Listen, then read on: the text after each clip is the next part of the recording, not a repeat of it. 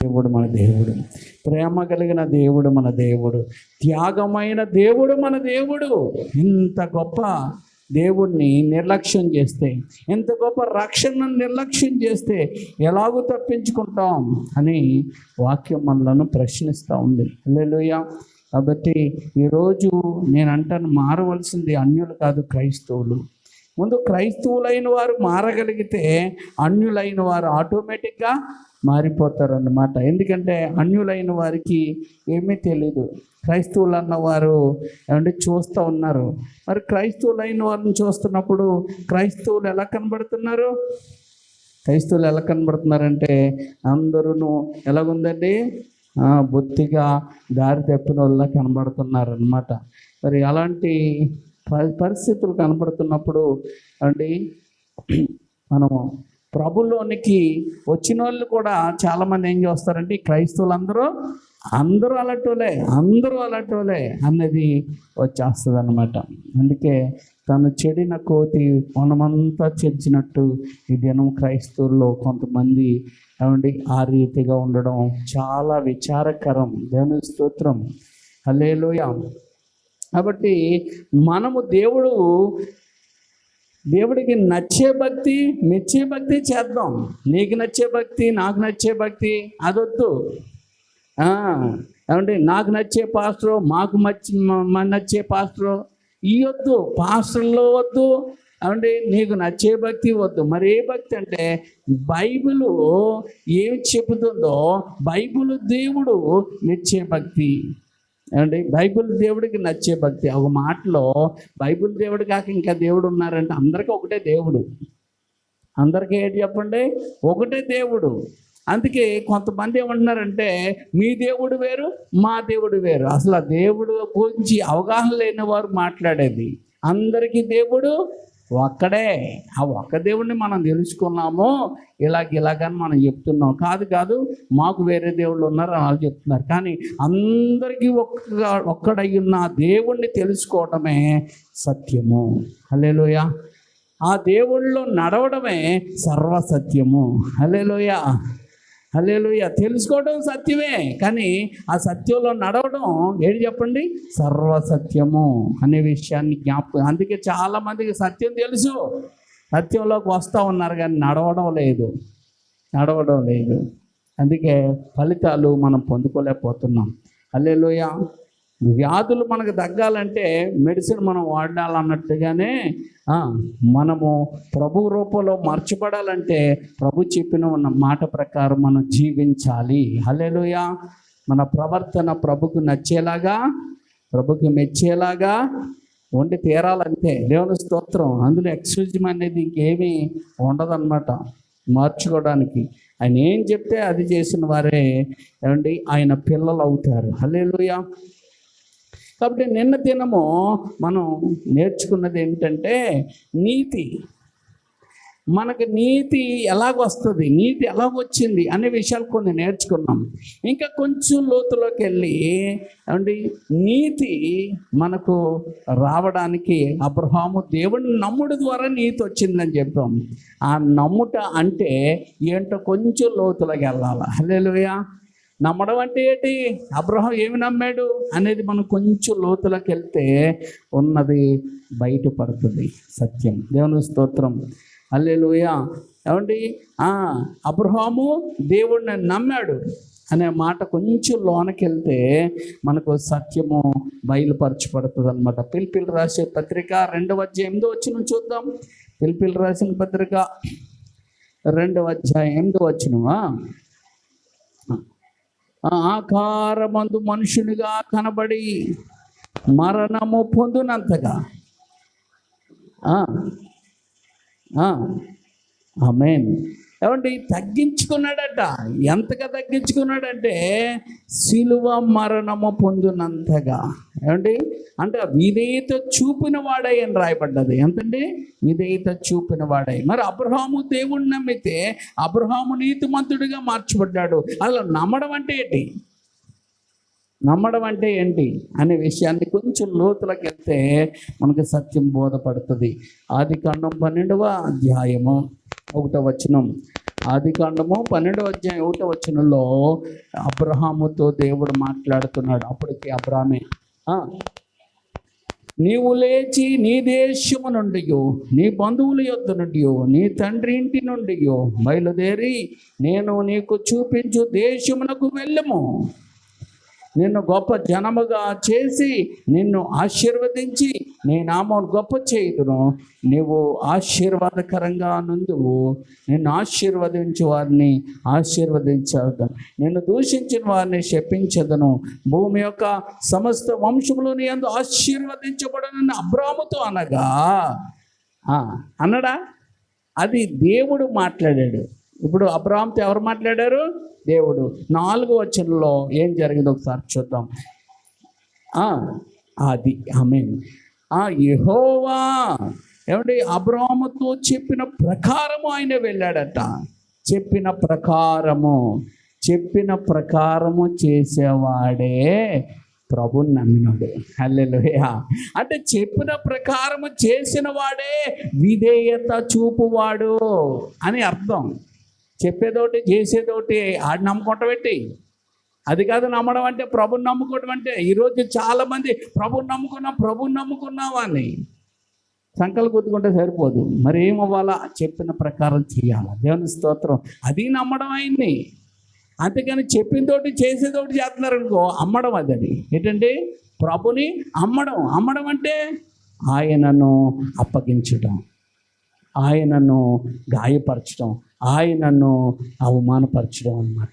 దేవుని స్తోత్రం. అందుకనే నమ్ముకున్నారా అమ్ముకున్నారా అని ప్రసంగం చేశాను చాలా కాలం క్రితం. నమ్ముకున్నారా అమ్ముకున్నారా అని. ఏమండి ఈరోజు క్రైస్తవులు చాలా మటుకు ఎలాగున్నారంటే ఏమండి అమ్మకం క్రైస్తవులాగా ఉన్నారు.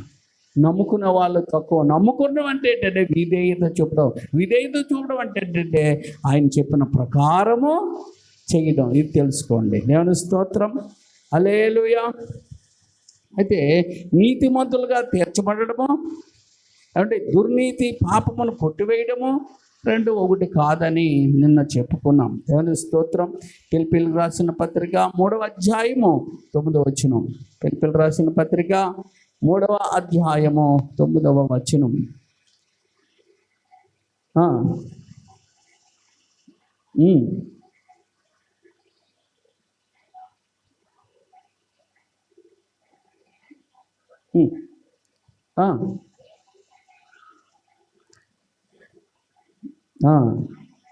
దేవుని స్తోత్రం. హల్లెలూయా. ఇక్కడ రాయబడింది అంటే క్రీస్తును సంపాదించుకొని ధర్మశాస్త్ర మూలమైన నా నీతిని గాక. కాబట్టి ధర్మశాస్త్ర ప్రకారం చేసేది ఏంటంటే మన నీతి. అందుకే చాలామంది అంటారు నేను మారిపోయి వచ్చేస్తానండి, నేను మంచోడు అయిపోయి వచ్చేస్తానండి, నేను చక్కబడిపోయిన తర్వాత వస్తానండి అంటాడు. నువ్వు మంచోడు అయిపోగలిగితే దేవుడి దగ్గర రావాల్సిన పని లేదు. చిరతపులితన మచ్చలను మార్చుకోగలదా? కూసి దేశుడు తన కలర్ మార్చుకోగలదా? అరే మార్చుకోలేనాడు. నువ్వు పాపం నుంచి నువ్వు మంచోడికి ఎలాగ మారిపోతావు? అందుకే నువ్వే స్థితిలో ఉన్నావో ఆ స్థితిలోనే నువ్వు ఎక్కడికి రావాలా? ప్రభు దగ్గరకు వస్తే ప్రభు నిన్ను మార్చడానికి ప్రభు మారుస్తాడు. ప్రభు మాటలు నిన్ను మారుస్తాయి. హల్లెలూయా. నువ్వు మార్చేసుకుంటే నువ్వే దేవుడివి. కాబట్టి చాలామంది నేను మారిపోయి వస్తానంటే నేను నువ్వు మారిపోవడం కాదు. ఏ స్థితిలో ఉన్నావో ఆ స్థితిలోనే ప్రభు దగ్గరికి వస్తే ప్రభువు నీ జీవితాన్ని మారుస్తాడు. హల్లెలూయా. నీకు ఆయనకి నీ హృదయం అప్పగిస్తే చాలు, నీ హృదయాన్ని దేవాలయంగా మారుస్తాడు. హల్లెలూయా. కాబట్టి అక్కడ క్రీస్తునందుల విశ్వాసం వల్లనే నీతి నేను కలిగి ఉన్నాను అంటున్నాడు పౌలు. అది ఏంటంటే దేవుడి అంత నమ్మకం విశ్వాసం ఉంచడం ద్వారా, ఆయన చెప్పినట్టు జీవించడం ద్వారా మనకి ఏమొస్తుంది చెప్పండి? నీతి వస్తూ ఉంది. హల్లెలూయా. ఆ నీతి ఏమంటే ధర్మశాస్త్ర ప్రకారం వచ్చింది కాదు, విశ్వాసము ద్వారా వచ్చిన నీతి.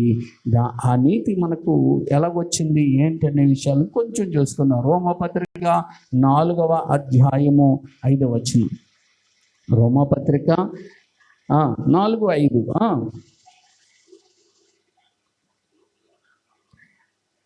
పని చేయక భక్తిహీనుని నీతిమంతునిగా తీర్చు, వాని అందు విశ్వాసం ఉంచు వానికి వాని విశ్వాసము నీతిగా ఎంచబడుతూ ఉంది. దేవుని స్తోత్రం. నీ పనుల బట్టి నీ కార్యాలను బట్టి కాదు. మరి ఎలాగా అంటే విశ్వసించు వానికి వాని విశ్వాసము నీతిగా ఎంచబడుతుంది. దేవుని స్తోత్రం.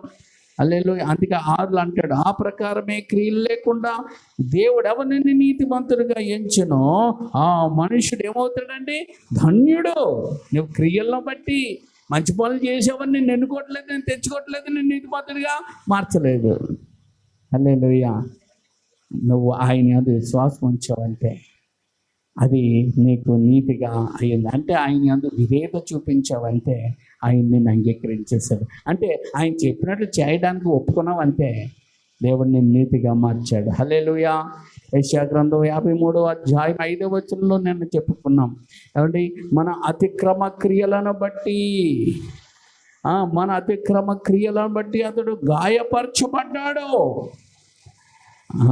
మన దోషములు బట్టి ఆయన నలగొట్టబడ్డాడనే సత్యాన్ని నువ్వు తెలుసుకోగలిగితే ఏమండి, నువ్వు ఆయన యందు మరింతగా విశ్వాసం ఉంచుతావు. దేవుని స్తోత్రం. హల్లెలూయా. ఆయన యందు నువ్వు ఏం చేస్తావంటే మరింతగా విశ్వాసం ఉంచడానికి అది కారణమవుతుంది. దేవుని స్తోత్రం. హల్లెలూయా. దేవుని స్తోత్రం. కాబట్టి ఈరోజు నీవు నేను మనము ఆయన యందు విశ్వాసము ఎప్పుడు వచ్చగలమంటే ఆయన మన కొరకు చేసిన త్యాగాన్ని నువ్వు తలంచినప్పుడు, జ్ఞాపకం చేసుకున్నప్పుడు. దేవుని స్తోత్రం. అందుకే క్రీస్తు పొందిన శ్రమ లేకపోతే మరణము ద్వారా ఈ రెండిటికి ఏ రెండిటికి విమోచనముకు, రెండోది నీతిగా తీర్చబడటానికి ఆధారమైనది. ఏట ఆధారమైంది? ఆయన పొందిన శ్రమలో ఆయన మరణము. హల్లెలూయా. హల్లెలూయా. ఎంత గొప్ప దేవుడు. దేవుని స్తోత్రం. హల్లెలూయా.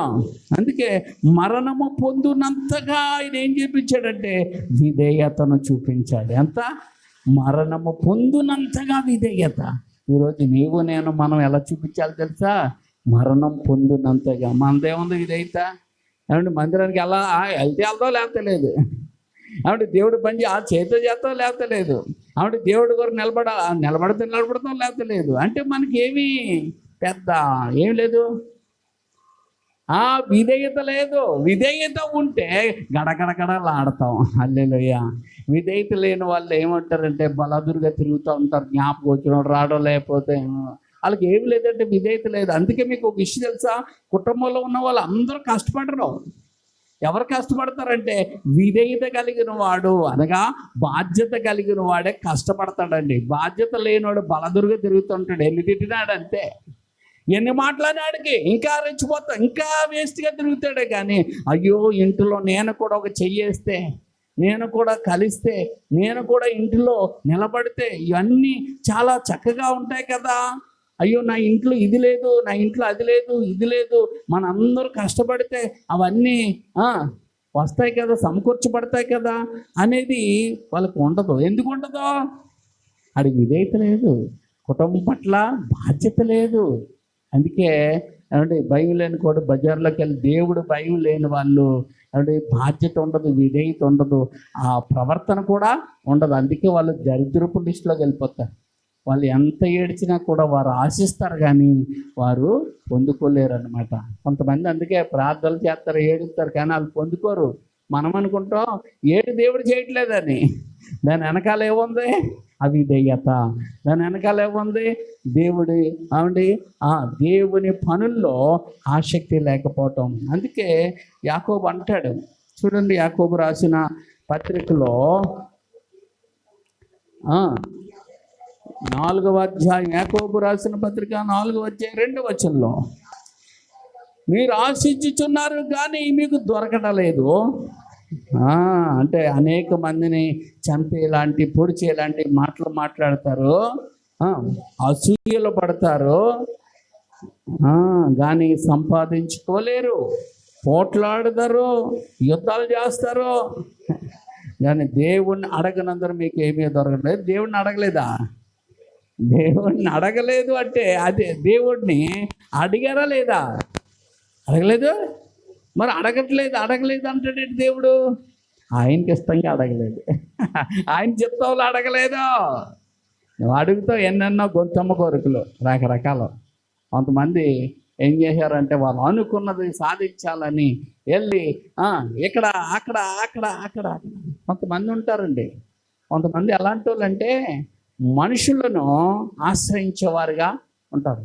మేము అనుకున్నది జరగాలి, నువ్వు అనుకున్నది కాదు, నీ చిత్తం జరగాలన్నాలా. దేవుని స్తోత్రం. నేను అనుకున్నది నువ్వు అనుకుంటున్నావు అనుకో, దేవుడు అసలు నీ ప్రార్థనే ఆయనకి వినపడతావు. అందుకనే నేను కాదయ్యా, నీ చిత్తము నా జీవితంలో జరగాల అయ్యా. ఏ ప్రణాళిక నిమిత్తం నన్ను ఏర్పాటు చేసుకున్నావో దాని నిమిత్తము నన్ను వాడుకో, నన్ను నిలబెట్టు. ఇలా నువ్వు ఎప్పుడైతే ప్రార్థన చేస్తావో ఆ ప్రార్థన దేవుడు వింటాడు. హల్లెలూయా. అందుకే ఇక్కడ వినలేదా అంటే విన్నాడు, కానీ అది కార్యాలు జరిగించే ప్రార్థనగా మార్చబడలేదు. అందుకే అంటాడు 3 మీరు అడిగినను అన్నాడు. అంటే అడిగారా లేదా? అడిగారు. మీరు అడిగినాను, మరి అడిగాం కదయ్యా, మరి ఎందుకు ఇవ్వలేదంటే మీ భోగముల నిమిత్తము, మీ గొప్పల నిమిత్తం నిగుంచుకుంటానికి మీరు ఎలాగ అడిగారంటే దురుద్దేశంతో అడిగారు. ఏ ఉద్దేశం? దురుద్దేశం, మంచి ఉద్దేశం లేదో. అందుకే మంచి ఉద్దేశంతో మీరు అడగండి, దేవుడు ఇవ్వకపోతే అడగండి. ఎందుకంటే దేవుడు మంచివాడు. అండి, God is good all the time. Hallelujah. దేవుడు మంచోడు, ప్రతి ఏ సమయం అందైనా మంచోడు ఆయన. హల్లెలూయా, హల్లెలూయా. ఒకడు ఇద్దరు పరిచర్యకు వచ్చారట. పరిచర్యకు వచ్చిన తర్వాత ఎదురు పొద్దుగా ఇంట్లో ఉంటున్నారట అండి. అయితే ప్రార్థన చేసేటట, ప్రభా నాకు చెప్పులు లేవయ్యా, చెప్పులు తెచ్చి అన్నప్పుడు చెప్పులు ఇచ్చాడు. ఆ ఎదుగున్న వాడికి ఏమి ఇచ్చాడట? సైకిల్ ఇచ్చాడు. అమ్మ కొత్త సైకిల్ ఇచ్చిందట. అంటే వీడు చెప్పులు ప్రార్థన చేస్తే ఆ వ్యక్తికి ఏమి ఇచ్చాడు? సైకిల్ వచ్చింది. అప్పుడు ప్రభా నాకు కొత్త సైకిల్ కావాలి ప్రభా అంటే బండి వచ్చిందట. అవతలకి ఏమొచ్చింది? బండి వచ్చిందట. అది చూసి ఓర్వలేక వీడు చూసి బాధపడిపోయాయి. మళ్ళీ లోనికి వెళ్ళి ప్రభా నాకు బండి కావాలి, కొత్త బండి అన్నాడట. అది కారు వచ్చిందట. అప్పుడు అర్థమైందట, నేను ఏదైతే ప్రార్థన చేస్తున్నానో అవతలోడికి ఏమిస్తున్నాడు దేవుడు? డబుల్ ఆశీర్వదిస్తున్నాడు అని. అయితే దీన్ని బట్టి ప్రభువా నాకు ఒక కన్ను చాలు నాయన, నాకు ఒక కన్ను చాలు ప్రభా, ఒక కన్ను తీసి అన్నాడట. ఒక కన్ను పోయిందంట, అతనికి 2 కళ్ళు ఉన్నాయి. దేవుని స్తోత్రం. అంటే నువ్వు దురుద్దేశంతో అడిగితే దేవుడు ఏమి ఎర్రిబాగులోడు కాదు, ఆయన అనంత జ్ఞాని అయిన దేవుడు. హల్లెలూయా. జ్ఞానమునకు ఆయనే మూలాధారమై ఉన్నాడు. హల్లెలూయా. అలాంటి దేవుడి తండ్రి కుప్పగెత్తులో అంటాడు దావీదు, అంటాడు దేవా నరుని జ్ఞాపకం చేసుకుంటాక వాడు ఏ పాటు వాడు ప్రభా, నేను అసలు నరునే కదయ్యా, చిన్న పురుగుని అంటాడు. ఇంకా తగ్గించుకొని ఏమంటాడు తెలుసా? ప్రభువా నేను త్రాసు మీద దూళ్ళట్టున్నాయ్యా. ఎంత తగ్గిపో, త్రాసు మీద నేను వెళ్ళటండి, ఒక ధూళి కనవలంటాడు. నేను జ్ఞాపకం చేసుకున్నామని ప్రభుని స్తుతింటుంటే మనం ఎలాగుందంటే దేవుడు ఎందుకు చేయడు, దేవుడు ఎందుకు అవడా అని ఎలాగైనా వెళ్తాను అని గీర మాటలు మాట్లాడంటే మంచి మీద పెడతాడు. అర్థమవుతుందా? ఆయన కాపుదలు ఇస్తున్నాడు కాబట్టి నీవు నేను మనము ఈరోజు ఈ రీతిగా ఉన్నాం. ఈ రీతిగా మనం తిని సుఖించి క్షేమంగా ఉన్నామంటే అది దేవుని ఔచితమైన కేవలం ఆయన కృప తప్ప మరొకటి లేనే లేదు. హల్లెలూయా, హల్లెలూయా. ఎంత గొప్ప దేవుడు మన దేవుడు, ఎంత మంచి దేవుడు. హల్లెలూయా. కాబట్టి ఆయన మన ప్రార్థన వింటాడు. దేవుని స్తోత్రం. హల్లెలూయా. ఇంకా కొంతమంది ప్రార్థన చేస్తున్నారట. మళ్ళీ ఏమని ప్రార్థన చేస్తున్నారు? 4వ వచనంలో అంటే లోకంతో స్నేహం చేసి ప్రార్థన చేస్తున్నారట. వాళ్ళ ప్రార్థన కూడా దేవుడు వినడు. లోకంతో స్నేహం చేసుకుంటూ లోక కార్యక్రమాలు, లోక పద్ధతుల్లో, లోక ఆచారాలు పెట్టుకొని ప్రార్థన చేస్తున్నారట. వాళ్ళ ప్రార్థన వినకపోగా అంటాడు మీరు శత్రువులు అంటాడు. దేవుడికి ఎవరైనా శత్రువులు ఉంటారండి? ఉంటారా? ఉంటారు. ఎవరుంటారు? దేవుడిని నమ్ముకొని కూడా దేవుని మాటల ప్రకారం జీవించకుండా లోక పద్ధతులు ఆచరించే వాళ్ళందరూ కూడా దేవునికి శత్రువులు. వారు ఆశించిన వారికి ఏమీ పొందుకోలేరు. అందుకే సంఘానికి వచ్చిన వాళ్ళు అందరూ పొందుకోకపోవడానికి వాళ్ళు కారణాలు ఉంటాయి. అది నీకు తెలియక వాళ్ళని ఎందుకు ఆశ్రయించలేకపోతున్నావు ప్రభా, వీళ్ళని ఎందుకు ఆశ్రయించు, వాళ్ళని ఎందుకు ఆశ్రయించు, నువ్వు ప్రశ్నలు వేసేస్తావు. నీకు తెలుసా వాళ్ళు లోగుట్లు ఎలాగున్నాయో? నీకు తెలుసా? ఒక ఆయన అలాగే అన్నాడు, ఇదిగో వీళ్ళందరూ బాగున్నారు, నేను ఒక్కడే బాగోలేదు. నేను ఎందుకు బాగోలేదు? మరి నేను ఇంత భక్తుడిని మరి ఎందుకు బాగోలేదు అంటే, అప్పుడు ప్రభు అన్నాడు, వాళ్ళందరూ కాళ్ళు జారు స్థితిలో ఉన్నారు. వాళ్ళందరూ ఎక్కడున్నారు? పోతారు వాళ్ళు అందరూనే. నువ్వు పోతావా? కాబట్టి నిన్ను ప్రత్యేకపరచడానికి నేను వేచి చూస్తున్నాను. అందుకే ఒకవేళ కష్టాల్లో నష్టాల్లో ఉన్నవాడు దరిద్రుడు కాదు, అంటే శాపగ్రస్తుడు కాదు. అలాగని అన్ని రకాలుగా ఉన్నవాడు గొప్పోడు కాదు. అలాగని ఏమండి అన్నీ ఉన్నవాడు శాపగ్రస్తుడని కాదు, ఏమీ లేనివాడు ఆశీర్వాదం పొందుకున్నవాడు కూడా కాదు. కాబట్టి అందుకే నేను అంటాను, ఎవరి స్థితిగతి వారికి బాగా తెలుసు, దేవుడికి బాగా తెలుసు. అందుకే ఎవరికి పేర్లెట్టకూడదు. దేవుని స్తోత్రం. ఊరకనే దోషాలు తెచ్చుకుంటాం ఎందుకు? మనకి నోరు కుదురుగా లేక చాలామంది పాపాలు తెచ్చుకుంటారు. ఏమండి చేతులతో చేసే పాపాల కంటే నోటితో చేసే పాపాలు మనుషులకు ఎక్కువైపోతున్నాయి. కాబట్టి ఎందుకంటే మన నోటి ద్వారా చేసింది కూడా పాపమే. అది కూడా ఏంటట? క్రియ. అది కూడా క్రియే. అందుకే మన నోరు మంచిది అయితే ఊరు మంచిది అవుతారు. మనం నోరు మంచి వాటిని మనం కోరుకోగలిగితే మనకు కూడా మంచి ఈవుల్ని ఇస్తాడు.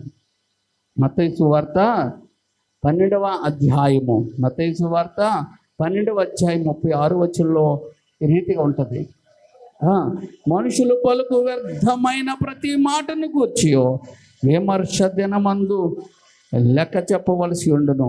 నీ మాటను బట్టి నీతిమంతుడు తీర్పు తీర్చబడదువు, నీ మాటలను బట్టి అపరాధి అని తీర్పు తీర్చబడతావు. మాటలే. అందుకే నీ మాటలు ముందు బాగుండాలా.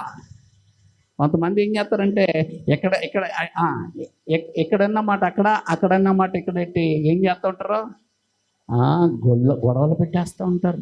అత్త కోడల మధ్యలో, తల్లి పిల్లల మధ్యలో, ఏమంటే సంఘము విశ్వాసుల మధ్యలో, సేవకురాల మధ్యలో, విశ్వాసులు సేవకురాల మధ్యలో, సేవకుల మధ్యలో ఏమేటో గొడవలు పెట్టేస్తూ ఉంటారు.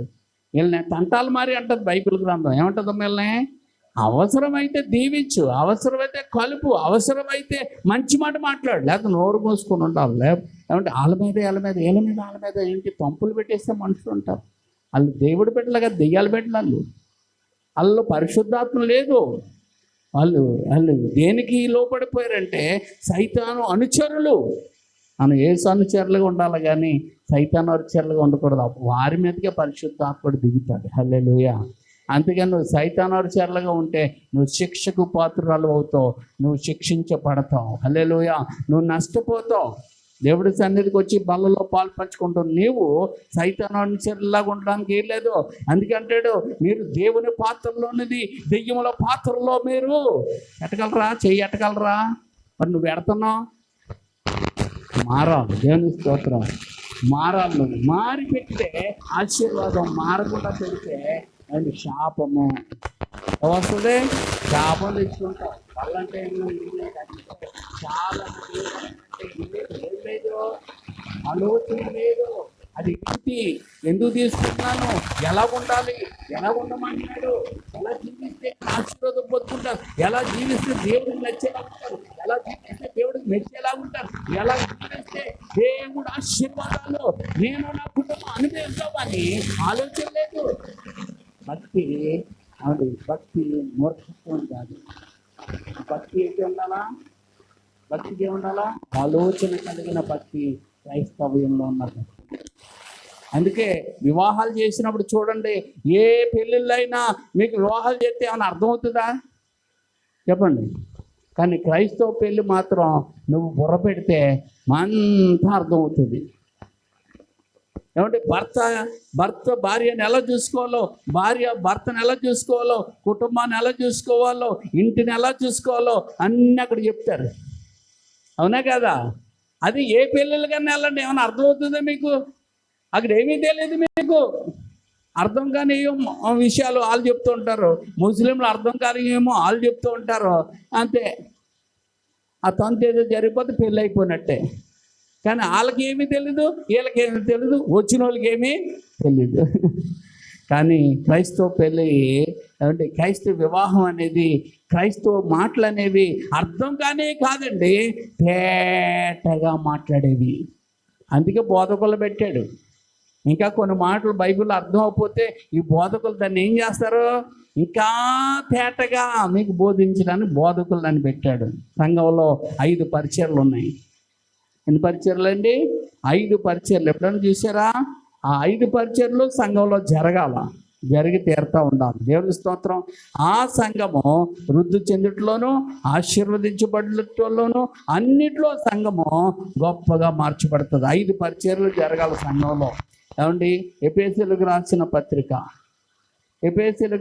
పత్రిక 4వ అధ్యాయంలో 4వ అధ్యాయంలో అక్కడ చూడండి 13వ వచనం. అది మన పరిశుద్ధులము సంపూర్ణులగునట్లుగా క్రీస్తు శరీరము క్షేమాభివృద్ధి చెందుటకు పరిచర్య ధర్మము జరిగించుటకును ఆయన కొందరిని అపోస్తులు ఉండాలా, కొందరిని ప్రవక్తలుగా చేసుకున్న వాళ్ళు ఉండాలా, కొందరు సువార్థికులు ఉండాలా, కొందరు కాపర్లు ఉండాలా, కొందరు ఉపదేశకులు ఉండాలా. ఈ 5 పరిచర్యలు సంఘంలోనే ఉంటాయి. కానీ ఇవి లేవు.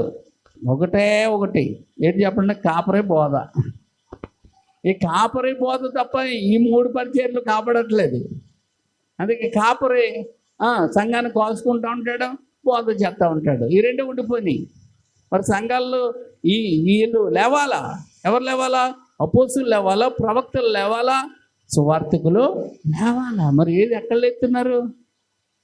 కారణం ఏంటి? సంఘాల్లో వీళ్ళు ఉండాలని సేవకుడు చెప్పట్లేదు, సేవకుడు బోధించట్లేదు, ఒకవేళ అలా ఉన్న వాళ్ళని ప్రోత్సహించట్లేదు సంఘాల్లో. అందుకని సంఘం ఎలాగైపోతుంది? ఈ 5 పరిచర్లు లేవు, 2 పరిచర్లు. ఒకటేంటి చెప్పండి? కాపరి, 2 బోధ. అంతే, 2 ఉండిపోయింది. మరి 3 అయ్యి. అందుకే దేవుడు లేపుతాడు, సువార్త చేసేవాళ్ళు లేపుతాడు. అందుకే బిల్లీ గ్రహం గారు పాస్టర్ గారు కాదు. బిల్లీ గ్రహం గారు తెలుసు, ఆయన గొప్ప సేవకుడు. ఆయన ఎవరు అనుకుంటున్నారు? సువార్థికుడు. కేఏ పాల్ గారు తెలుసా? గొప్ప ఏమంటే సేవకుడు. ఆయన ఎవరు? సువార్థికుడు. అనిల్ కుమార్ గారు తెలుసా?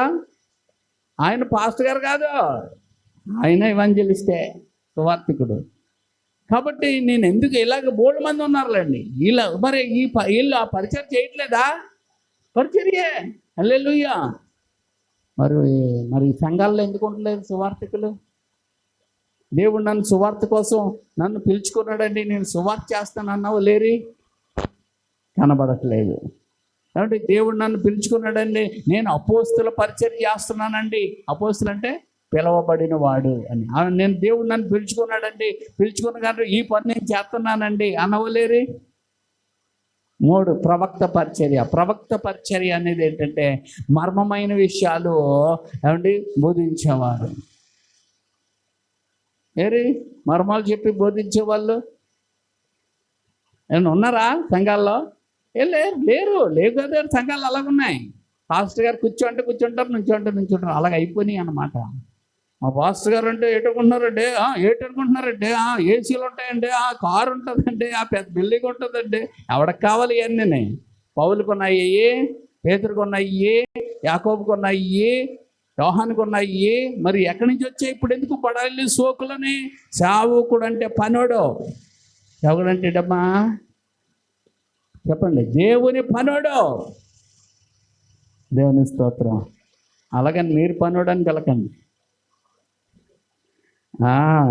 దేవుడు ఏది చెప్తే చేస్తాడు. నేను ఒక గాడిదనేమో ఏసైనా మీద ఎక్కేటాను పసంది చేసేటంట పాస్టర్ గారు. అంటుందంట, గాడిదా ఎలా రా అంటాను. మరి అలాగుంటుంది కొంతమందికి అర్థం అవుతుంది కదా. ఏమండి మనం అందరము ఏసయ్య మనం పిలుచుకొని స్వరక్తమిచ్చుకున్నాడు. ఆయన మనకు కాపరి, మనం అందరం ఆయన గొర్రెలు అనగానే ఒకటి పిచ్చోడు అడిగి అర్థం ఒక క్రైస్తవులు గొర్రెలు క్రైస్తవులు గొర్రెలా, అది ఒక మాదిరి అంతే. ఇంకొక మాదిరి ఏంటో తెలుసా, దేవుని కుమారులు కుమార్తెలు. హల్లెలూయా. ఇంకొక మాదిరి ఏం చెప్పండి, దేవుని కుమారులు కుమార్తెలు. ఇంకొక మాదిరి చెప్పనా, ఆయన యూదా గోత్రం సింహం అయితే మనం ఆయన సింహం పిల్లలం. దేవుని స్తోత్రం. ఎలా ఉంటుంది సింహం పిల్లలతో పెట్టుకుంటే? ఆయన రాజుల రాజు అయితే మనం ఎవరో తెలుసా, రాజకుమారులం కుమార్తెలం. హల్లెలూయా. రాజపుత్రికలు మీరు. హల్లెలూయా.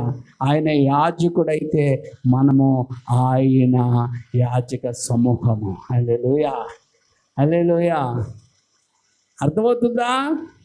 మరి ఇవి చెప్పట్లేదు ఆవిడ పిల్లకోడు. ఆడికి ఏం తెలుసు? కానీ ఆడి చరిత్ర మనం చెప్తే మాత్రం పారిపోతాడు. ఏం చేస్తాడండి? పారిపోతాడు. కానీ ఆడు ఓగుడు ఎందుకు ఓగుతున్నాడంటే ఆడికి బలం ఎక్కువ ఉందని. మనకేంటి బలం తక్కువ ఉంది. కానీ మన బలం మన యెహోవా, మన బలం మన దేవుడు. యెహోవా నా బలమా యథార్థమైనది పరిపూర్ణ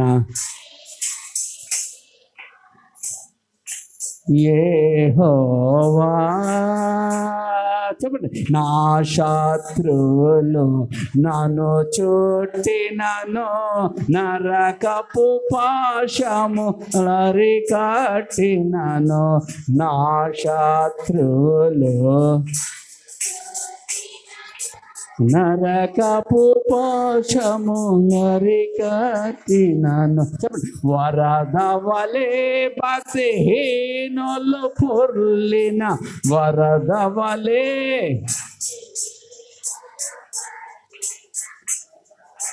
నన్ను ఎడబాయని దేవా విడువక నన్ను యెహోవా యథార్థమైనది పరిపూర్ణమైనది యెహోవా. మన శత్రువులందరూ వచ్చేసి మనకు రౌండ్ అప్ వేసారు అనుకోండి, అయినా భయపడక్కర్లేదు. రౌండ్గా చుట్టేశారు అనుకోండి, అయినా భయపడక్కర్లేదు. వరద వలె వాళ్ళు కొట్టుకుపోతారు. దేవుని స్తోత్రం. మన దేవుడు అంత శక్తిమంతుడు. ఆడెవడో బుద్ధిహీనుడు, ఆడికి తెలియక గొర్రెలు అంటే మనం గొర్రెలు అనుకుంటున్నాడు. సింహ పిల్లలా. ఒరేయ్ నువ్వు ఒక పక్కే చూసావురా, గొర్రెల్లో ఉన్న విధేయత సాత్వికం కోసం అది చెప్పాడు. కానీ మేము ఎవరో తెలుసా, విశ్వచక్రవర్తి కుమార్తెవరా అని చెప్పాలి. హల్లెలూయా. ఇది మాకు శాశ్వతం కాదురా. ఇక్కడ మేము కళ్ళు మూస్తే పరలోకంలో కరు తెరుస్తాం. నువ్వు ప్రభుని నమ్ముకోకపోతే, నీవు సత్యదేవుని నమ్ముకోలేకపోతే, నువ్వు ఇక్కడ కళ్ళు మురిస్తే నువ్వు ఎక్కడికి వెళ్తావు ఒకసారి చూసుకోరా అని చెప్పాలి. దేవుని స్తోత్రం. హల్లెలూయా. ఛాలెంజ్గా ఉండాలా క్రైస్తత్వం. ఏదో చచ్చు పుచ్చుకోవాలా, అవునా అదా అనకూడదా. అవసరం వచ్చినప్పుడు మాట్లాడా. హల్లెలూయా. హల్లెలూయా. రోమాపత్రిక 5:19. రోమాపత్రిక 5వ అధ్యాయము 19వ వచనం. మీకు బాగా అర్థమవుతున్నాయని నేను అనుకుంటున్నాను, నమ్ముతున్నాను. 5వ పత్రిక. ఒక మనుషుని అవిధేయత, బాగా వినండి. అనగా ఒక మనుషుని అవిధేయత. ఆయన ఎవరంటే ఆదాము. ఆ మనిషి ఎవరండి? ఆదాము. అనగా ఒక మనుషుని ఆదాము అవిధేయత వలన అనేకులు పాపులుగా ఎలాగూ చేయబడ్డారో, అలాగే ఒకని విధేయత, యేసు క్రీస్తుని విధేయత వలన అనేకులు నీతిమంతులుగా చేయబడుదురు. ఆమేన్. అది అందుకే ఆ కడపటి ఆదాము నశించు ప్రాణి అయితే జీవింపజేయువాడు ఎవరంటే ఈ కడపటి ఆదామైన యేసుక్రీస్తు ప్రభువారు. హల్లెలూయా, హల్లెలూయా. 1 కొరింథీ 15వ అధ్యాయంలో మాట చెప్పబడుతుంది. హల్లెలూయా.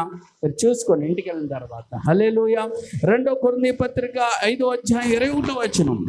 2 కొరింథీ పత్రిక 5:21. బాగా వినండి. మనము యేసు క్రీస్తు నందు దేవుని నీతి అగునట్లు పాపమెరగని యేసు క్రీస్తును దేవుడు మన కోసం పాపంగా చేసేసాడు. ఆయనలో పాపం ఉందా? పాపం ఎరగిన వాడు పరిశుద్ధుడు, కానీ మన పాప భారం అంతా ఆయన మీద మోపితే ఆయన శాపగ్రస్తుడిగా చూడనల్లని వాడిగా ఆ కలువరి శిలువలో ఆయన వేలాడేది. అందుకే మోహన మీద వేలాడిన ప్రతి ఒక్కడు శాపగ్రస్తుడని ధర్మశాస్త్రం చెప్తుంది. ఆయన పాపం లేనప్పటికీ మన పాప భారం అంతా ఆయన వేసుకొని శిలువ మీద ఆయన వేలాడాడు. ఆయన ద్వారా మనకి ఏమొచ్చిందంటే మన పాప శాపం ఆయన మీద పడి ఆయన నీతిని మనకి ఇచ్చాడు. హల్లెలూయా, హల్లెలూయా. ఎంత మంచి దేవుడు, ఎంత గొప్ప దేవుడు. తద్వారా దేవుని యొక్క తండ్రి యొక్క ప్రణాళిక యేసు క్రీస్తు నందు ఏమైందండి? నెరవేర్చబడ్డది. హల్లెలూయా. అందుకే క్రీస్తు యొక్క నీతి మనకు ఆరోపించబడ్డది కనుక ఆ విధంగా ఆయన మన పరిపూర్ణత ఇవ్వడానికి ఆయన మనకు వచ్చాడు. దేవుని స్తోత్రం. హల్లెలూయా. తాను పొందిన శ్రమ మరణం వల్ల క్రీస్తు సాధించిన సమస్తమును బట్టి, అనగా మన పాపములకు క్షమాపణ, మనము నీతిమంతులకు ఆయన చేసిన కార్యము. హల్లెలూయా. మన పాపములకు క్షమాపణ, మన నీతిమంతులు అవ్వడానికి ఆయన చేసిన కార్యము ఏంటండి? ఘనపరచదగినది. హల్లెలూయా. అందుకే ఆయనని మనం ఏం చేయాలా? ఘనపరచాలా, స్తుతించాలా, స్తోత్రించాలా, మహిమపరచాలా. దేవుని స్తోత్రం. హల్లెలూయా. కాబట్టి ఈరోజు దేవుడు మనతో మాట్లాడింది ఏంటంటే మన నీతిగా మారనున్న విధేయతను సంపూర్ణం చేయడానికి వచ్చాడు. అనగా విధేయత అంటే నమ్మడం అంటే ఆయన చెప్పిన ప్రకారం చేయడం. దేవుని స్తోత్రం. అందుకే నా పిల్లలు గొప్ప విధేయత కలిగిన వాళ్ళు అంటే నా మాట ప్రకారం వాళ్ళు చేస్తారని అర్థం. అందుకే దేవుడు తనకు విధేయులైన వారందరికీ, అనగా ఆయన అంగీకరించిన వారందరికీ కూడా ఏమిస్తున్నాడు? ఆయన పిల్లలు అవ్వడానికి అధికారం ఇస్తున్నాడు. అందుకే ఆయన శ్రమల ద్వారా విధేయత నేర్చుకున్నాడని మనం ఉన్నాం. కాబట్టి నీకు నాకు శ్రమలు ఎందుకు వస్తున్నాయంటే ఆయన విధేయతలోనికి మనం వెళ్ళడాన్ని, అంటే ఆయన చెప్పినట్టు చేయట్లేదు కాబట్టి శ్రమలు వస్తున్నాయి. అప్పుడు ఏమవుతాం? నువ్వు చెప్పినట్టే చేస్తాం ప్రోగ్రాంతా. హల్లెలూయా. తద్వారా మనం ఏం నేర్చుకుంటున్నాడు? విధేయతను నేర్చుకుంటున్నాం. కాబట్టి ఏమంటే శ్రమలు వచ్చాయని భయపడడం కాదు, కానీ దేవుడికి ఇష్టకరంగా, ఆయన మెచ్చేలాగా, ఆయన నచ్చేలాగా మనం మారగలిగితే అవండి దేవుని క్షమాపణ, దేవుని నీతి మన యందు నెరవేర్చబడతాయి. అట్టి కృప నీకు నాకు ఇవ్వడానికి యేసుక్రీస్తు ఈ లోకానికి మరణించడానికి వచ్చాడు. హల్లెలూయా. ఆ త్యాగము గొప్పది, ఆ ప్రేమ గొప్పది, ఆ క్షమాపణ గొప్పది, ఏమండి ఆ కనికరము గొప్పది, ఆయన కృప గొప్పది మనకి ఇచ్చాడు. ప్రభు నామము మహిమపరచబడని ప్రార్థన చేసుకున్నాం. ప్రభువా, ఎంత మంచి దేవుడు నాయన. నేను నమ్మదగిన వారం కానప్పటికీ నువ్వెంతో నమ్మదగిన వాడు, మాట ఇచ్చిన వాడు, వాగ్దానం చేసిన వాడు.